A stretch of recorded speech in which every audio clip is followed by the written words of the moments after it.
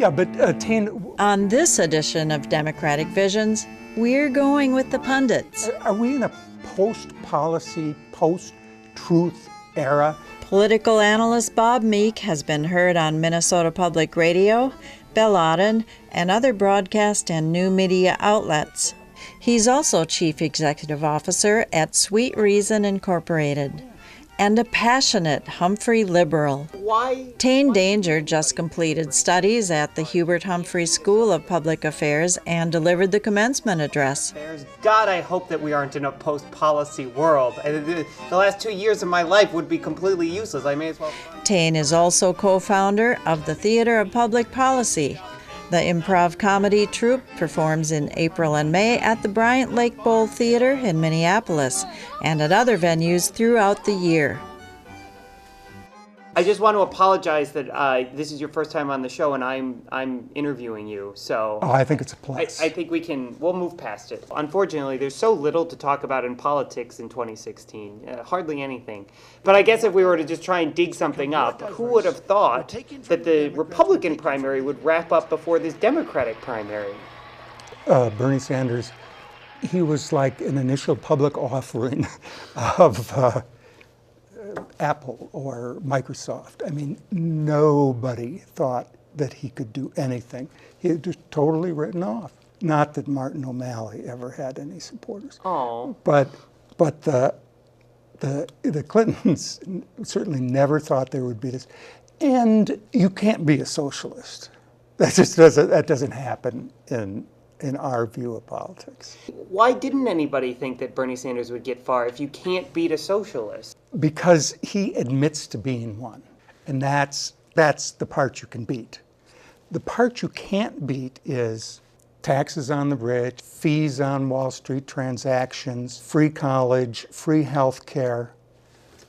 I mean, if you're Hillary Clinton, you're already 100 yards behind him. I mean, how do you catch up? So it's sort of like, it's being like a Barbra Streisand fan. You can't actually say that you are, but it's okay if you can sing all the words to Yentl. So I guess the question is then, how long does the Democratic race go on? And is it good or bad for Democrats that it keeps going on for X amount of time more? I'm beginning to get the feeling that Sanders, or parts of his campaign, might concede something before the convention. But I seeing the support, seeing the rallies, seeing the millions of contributors, seeing Sanders' own conviction, seeing his wife's greater conviction. That's just, there's part of me that's like, what has he got to lose? He's old enough that he's not going to probably run again.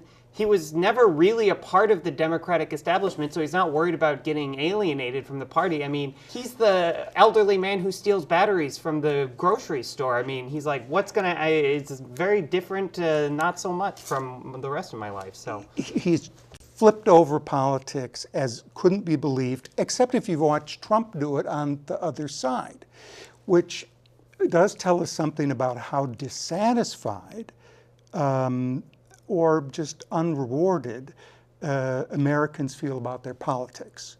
There's a question there then, who do we think we are even coming in here and talking about? Isn't the entire lesson of the 2016 campaign that people should just stop procrastinating, stop prognosticating, about politics altogether, because we've all been completely wrong. We all just we're laughing at these people like Donald Trump and saying that's impossible. At least if we're going to do the show, we should be wearing a hair shirt or something like that. Trump is laughing at us. Sanders is obviously bemused, but he's so pleased and surprised. I mean, at 74, you just don't expect people to come over to your political points of view outside of the state of Vermont. The fact that he could win in what are conservative states, West Virginia, he is amazing. Nothing short of it. And so what does account for him coming back to the sort of here and now, Bernie Sanders winning in a place like West Virginia? In that particular case, I think it comes down to his not being Hillary Clinton. That for her past remarks about coal and that that whole economy is doomed, in her words, I think people, now, they're not going to be voting for Democrats in the fall. A third of them said they're going to vote for Trump, but punishing Hillary Clinton is a very popular thing. So a lot has been made out of Hillary Clinton has an enthusiasm problem. I don't think that anybody would deny that Bernie Sanders has a lot of enthusiasm behind him. But is that fair that Hillary Clinton isn't getting people jazzed and excited? Or is that just because she is a dim dwarf star standing next to the red giant of enthusiasm that is Bernie Sanders this cycle? If you ask Emily's List, you'll get a good argument against that. That there are tons of people who have lived their lifetimes to see women elected greater than 24% to legislative bodies and maybe greater than 3% to high executive positions. Among certain elites, there is just huge enthusiasm. And in addition to that, amongst the 45 and older crowd, particularly women, particularly gay people, particularly any kind of minority group that has been disenfranchised even by the Democratic Party, they think of Hillary Clinton as the person who's upsetting the election. Having worked for women in politics, women are truly more collaborative in decision making. They really don't have those same sets of biases that are there for a lot of the male politicians. And so, yeah, us older people are pretty enthusiastic.